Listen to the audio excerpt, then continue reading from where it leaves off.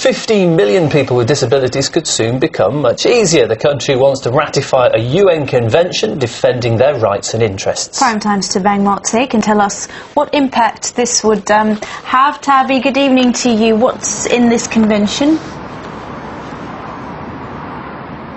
Well, good evening to you guys and everybody at home.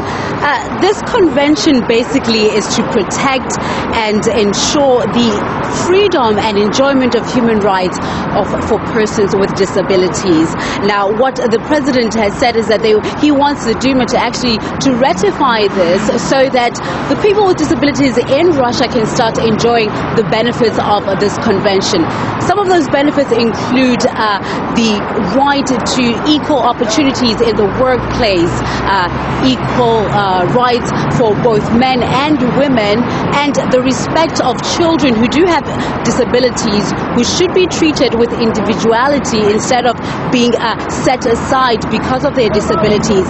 It also makes sure that they are respected and treated very well within the public and within society, and that they're given every opportunity that is available for both people who are enabled and for people with disabilities, such as free education or healthcare, as well as jobs. So what the Duma, the deputy Duma has said, what the deputy head of the Duma state has said is that this is a really big milestone for Russia, and it will make sure that there is a development in society by adopting these principles.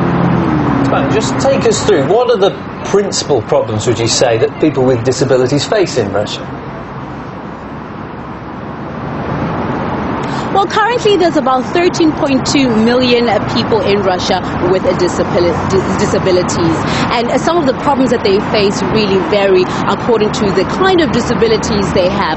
But if we take examples of transport, for instance, if somebody has a mobility problem who's in a wheelchair, they cannot use the metro because, as you know, the metro has escalators. It doesn't have lifts to make sure that those people get into the underground safely. Things like job creation for people with disabilities. They go to school, they get educated, but it's very difficult for them to actually get jobs. So there's not enough for them that are created out in the workspace. In terms of infrastructure, making sure that wherever there's ramps for wheelchairs and so forth, that they're at a level that people with wheelchairs will be able to use, and the fact that those infrastructures get consistently checked upon. Things like making sure that our public transport system has facilities where people with disabilities can be able to use. Those are just some of the problems that the government will have to now tackle in order to make sure that those principles by the convention are being adhered to. The Moscow city did say that they will be looking into changing some of the facilities within the metro to accommodate those with disabilities. Now, earlier on, I did speak to a very brave man who is on a wheelchair, and he has a very really inspiring story about how he would like to help those with disabilities, particularly by helping them within the public transport sector and taking them to places of worship where most people who are with disabilities, it's very hard for them to get to places. So we need infrastructure that will be able to help them, and this is his story. Sitting with Roman and talking about his accident brings up many emotions for him. It's been 13 years, but the scars and emotions of that are still fresh. At some point during our interview, we had to stop filming.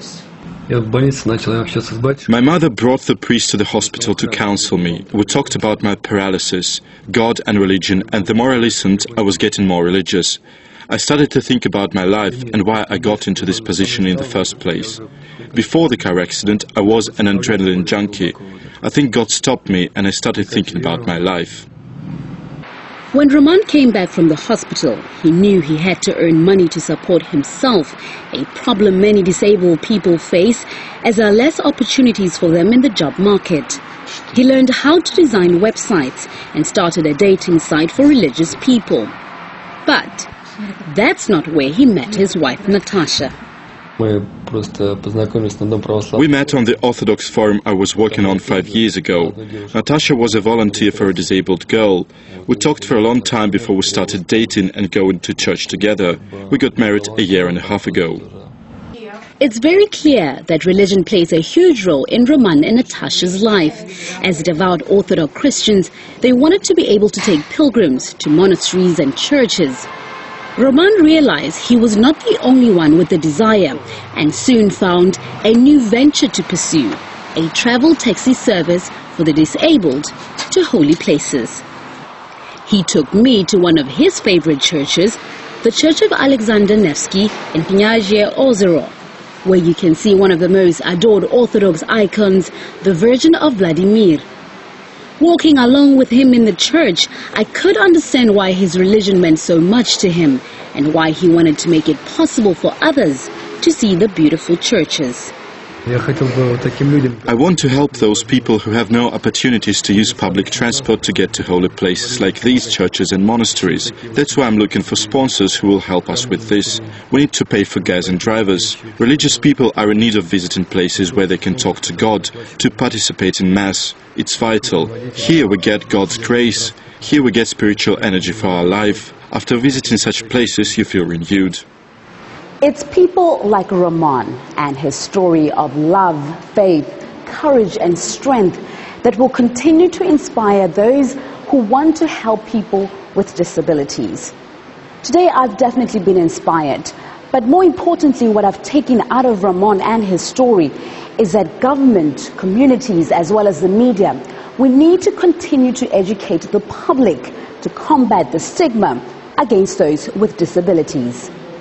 Thabang Motsei, RT, Moscow.